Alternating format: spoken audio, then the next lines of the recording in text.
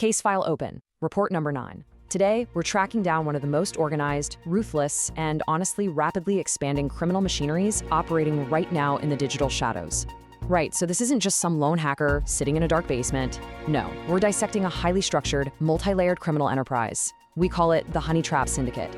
In this explainer, we're going to uncover exactly how completely innocent digital interactions are being systematically weaponized into just devastating extortion traps. You see, their primary weapon? It isn't malware or some complex malicious code. It's human psychology. There's an old investigative adage that hits the nail right on the head.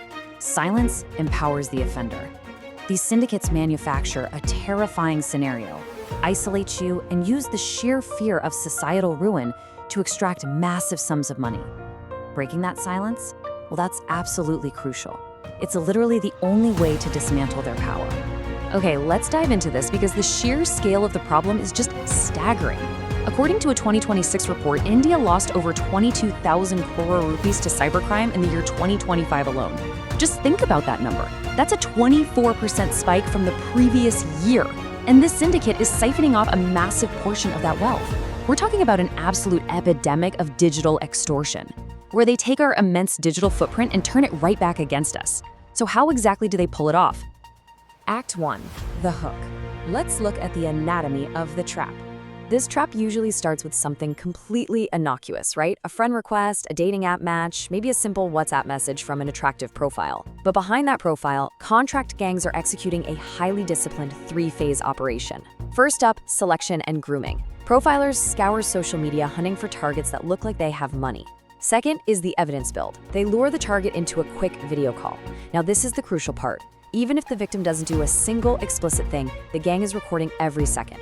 Finally, phase 3, the official shakedown. The tone flips from romance to absolute terror. A closer steps in, often posing as a cybercell officer or police inspector, claiming a formal complaint has been filed and demanding immediate payment to settle the case. And this brilliantly illustrates the terrifying disconnect at the heart of this scam. On one side, the victim thinks they're just having a private, friendly chat. But on the other side, the scammer's reality is a highly technical operation. They're screen recording your face and using split-screen technology to splice it right alongside pornographic clips. With deepfake incidents surging 900% year over year, they really don't even need you to do anything compromising anymore. They literally just need your face and your voice to completely manufacture the evidence against you. Looking at the data sourced directly from the Indian Cybercrime Coordination Center, you can see the rigid flow of this shakedown.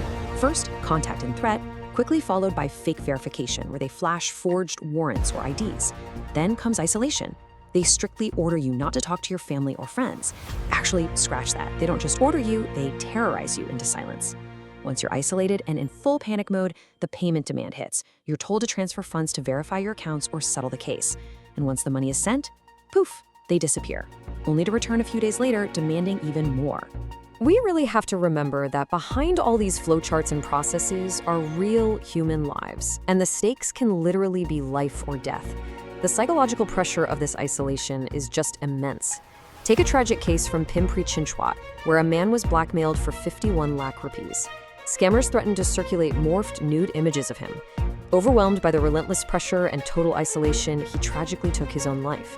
Make no mistake, this isn't just financial fraud. This is severe psychological warfare. Act 2, the Syndicate. Let's take a look inside the operation. To actually defend against this, we have to understand exactly who is on the other side of the screen.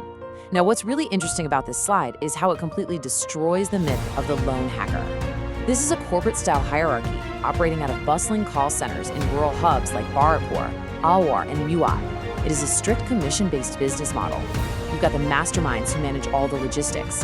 Then you have the honey agents who handle the initial lure and grooming, taking a 10 to 15% cut of the extorted money. And finally, you have the closers. These are seasoned manipulators trained in psychological pressure and legal terminology, who take a hefty 20 to 30% cut to seal the deal and extract the cash. The targeting here is incredibly deliberate. Profilers do extensive online research to hunt down high-value targets. The data shows the victims are predominantly men aged 45 to 75. We're talking professionals, business executives, retired individuals with savings. Using those fake police personas or dating apps, the syndicates ruthlessly exploit them. And the financial losses per case, they can range from a few lakhs to a staggering 32 crores. which was actually reported in one single case of digital arrest. No way, right? But it's true. And the data confirms this is a full-blown nationwide epidemic.